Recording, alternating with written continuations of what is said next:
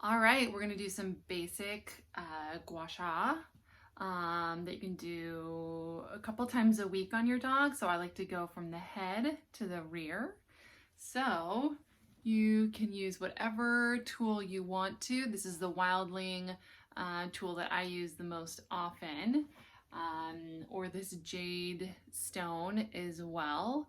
Most of them though are heart-shaped. So this is a great tool if you have big dogs, small dogs, medium-sized dogs, and this is rose quartz. So with the neck area, you'll obviously feel the head, the cranium right here. So you don't want to go over any bony areas because that could not feel as great. So with the neck, we are gonna kind of go towards this shoulder line, which is right here. So you want to hold your Gua Sha tool at an angle, and I'm going to use this soft edge right here, like this. So hopefully Ollie will cooperate. And with my non-dominant hand, I anchor the skin. So for purposes of this video, hopefully he'll cooperate and we can show you how. So I'm going to hold it at like a 45-degree or less angle. And with light to firm pressure, I've done this before on him, so I kind of know what he can tolerate, but I'm moving towards this area, this shoulder blade. So usually I'll do 3 to 5 strokes on both sides. I'm going to anchor the skin, always stopping kind of at this bony prominence, this shoulder blade. Then we move on to, I'll lay him down.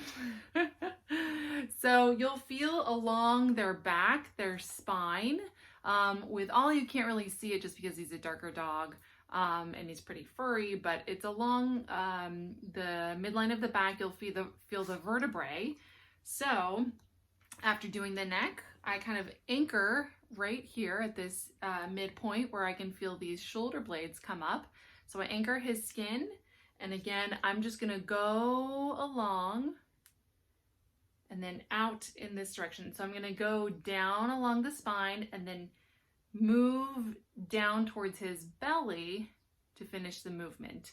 You can feel his hip bone right here. So I don't wanna go over that. So we'll do 3 to 5 strokes again. And for time's sake, I'll just kind of do it on the right side of his body. So I'm anchoring the skin right here. Doing this at an angle.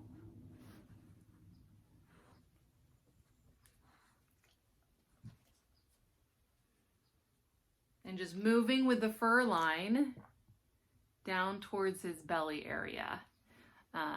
My other dog wants to get in on the action. So sometimes it's a little bit easier when you're not trying to film it, to move with your dog or kind of set up your dog so they'll be more amenable to it. But again, just stroking right there, kind of down to his belly. Then when you've done about 3 to 5 strokes along his back right here, you can move more into the low back. So Ollie's lower back is smaller than a lot of dogs because he's only about 20-25 pounds. So you'll feel the end of his ribs. And then you'll feel this hip bone right here. So this is kind of like the lumbar or the low back area. A lot of dogs hold a lot of tension in this region because it's essentially their core that wraps around, and it can get really tight, whether they have front limb issues, hind limb issues, and specifically back issues as well. So with the low back right here, I tend to use this smaller edge, or you can use something like this. Or if you're using this type of tool kind of in here, or this edge is real nice too. With the Wildling, you can really get in there with this or this shorter edge right here. But again, for this video, I'm going to use probably here. And then I'm going to anchor, so we can move him towards the camera a little bit better. I'm going to anchor the skin up above where his rib cages start, and I'm just going to do some small motions, again, kind of towards his belly.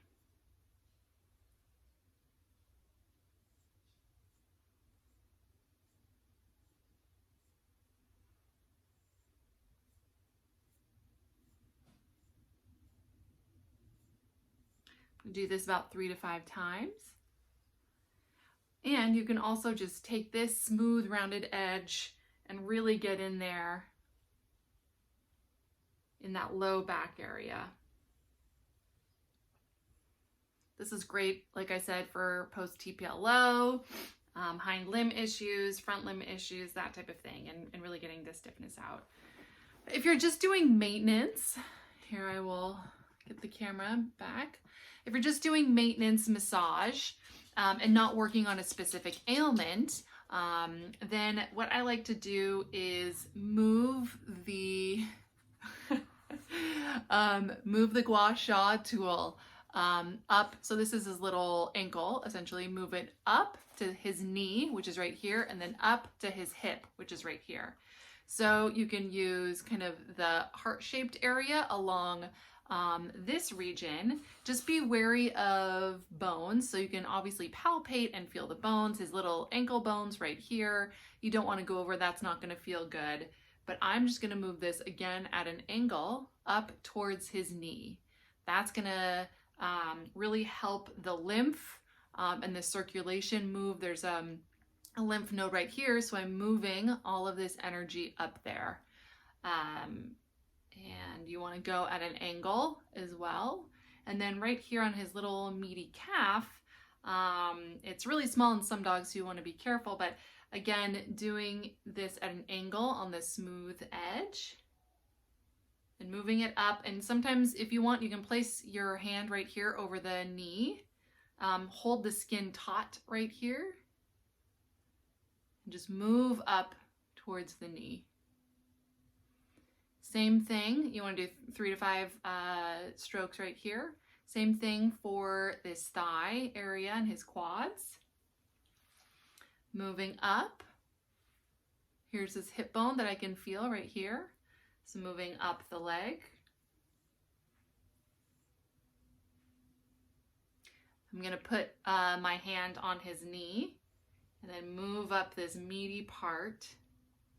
He has some hind limb kind of weakness and issues and some knee issues, so he's a little bit guarded in this area.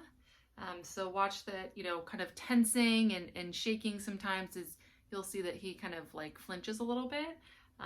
That's just because he has stiffness and soreness in there. So if you do this for a while, they may relax more into it, but start with light pressure and increase from there depending on your dog's comfort level. With the front limbs, the shoulder, here's the point of the shoulder. You can feel it because it kind of comes out at an angle and goes down. So that's the point of the shoulder.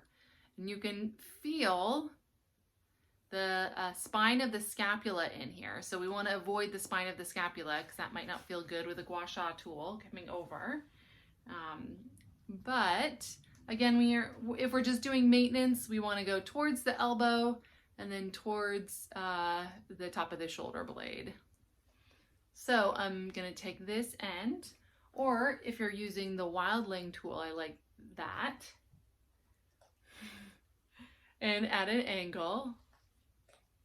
Ideally, you want to pull instead of push, but sometimes it's hard when you're working with dogs.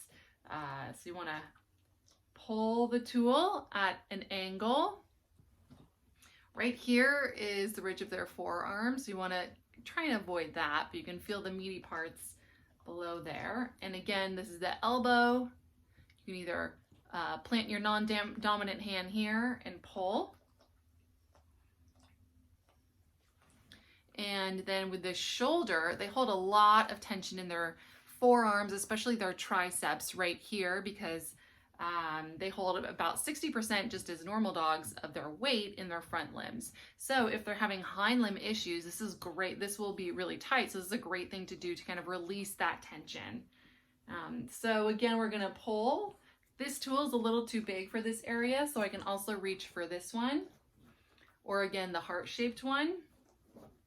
We'll do this with right here, this little section. So I'm going to try and pull up towards the shoulder, again at an angle, Sometimes I feel like this is a little bit awkward, so it's okay if you kind of push in this area. And so I'm gonna put my hand where the spine of the scapula is, and pull that skin taut, and I'm gonna, here I can pull it better instead of pushing, if that makes sense. Again, each section, if we're just doing maintenance, I do 3 to 5 strokes, like, you know, a couple times a week. And then you'll notice, you know, right now he's just kind of chilling out, but you'll notice if they have areas of tension, and so you may be able to find ailments and issues before they come up while you're doing this, while you're doing the Gua Sha. All right, please let me know if you guys have any questions.